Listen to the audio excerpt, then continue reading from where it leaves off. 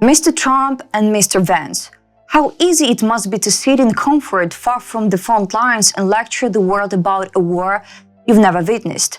How convenient to reduce Ukrainians' fight for survival to internet clips and political sound bites while millions suffer under Russian bombs. Have you seen Bucha?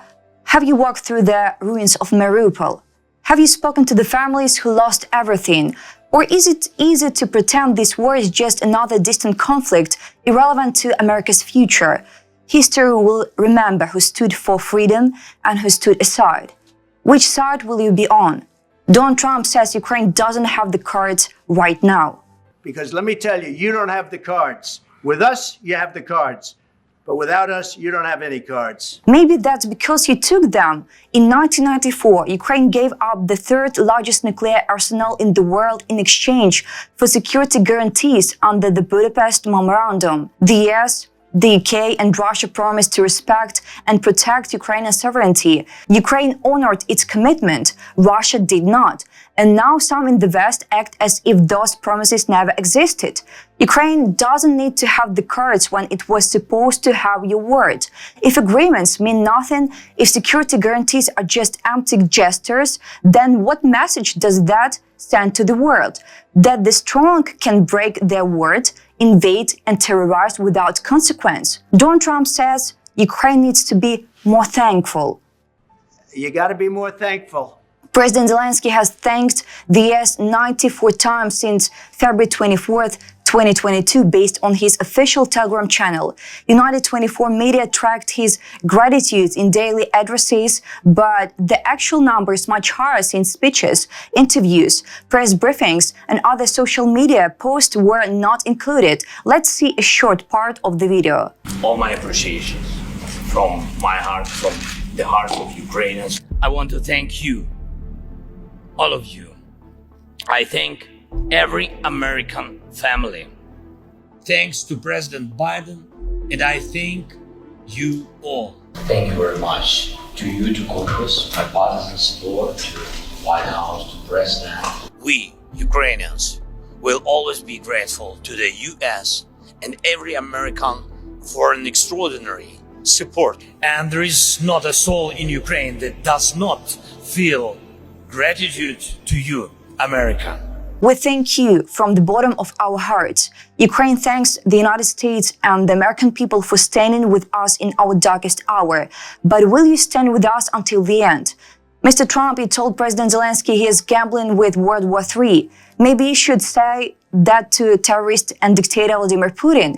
Ukraine isn't gambling. Ukraine is fighting for survival. Russia invaded Ukraine to kill, occupy, and destroy. This what you are letting Russia get away with. Genocide, filtration camps, execution of posts, use of chemical weapons, ecocide.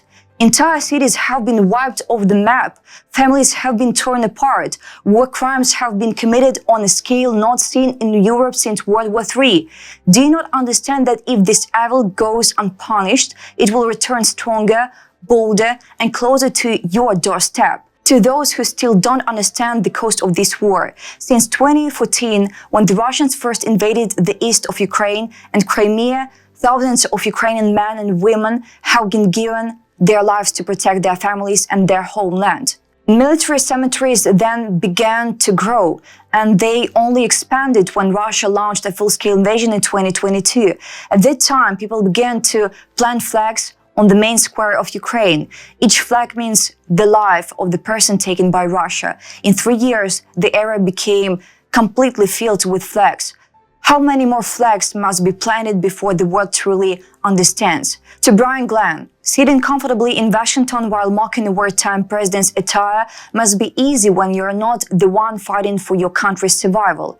If Elon Musk can wear jeans and a baseball cap in the Oval Office without your outrage, why does Zelensky's military-style clothing bother you so much? Are you planning on visiting the front lines in Ukraine to understand the reality of war? Or is it easy to sit in a warm office and take cheap shots while Ukrainians fight and die for freedom? If you actually care about global security, start asking real questions. The world needs leadership, not shallow distractions. History has seen wartime leaders abandon formalities in times of crisis. When Sir Winston Churchill visited the White House in 1942, he didn't wear a traditional suit. He wore his air raid suit, designed for quick response to bombings. It was the attire of a leader fully engaged in his nation's struggle for survival. President Zelensky's military-style clothing serves the same purpose. It reflects the reality of war. He represents a country that fights for its existence every single day. Leadership isn't about appearance, it's about action. Stand with Ukraine, share this video, and thank you.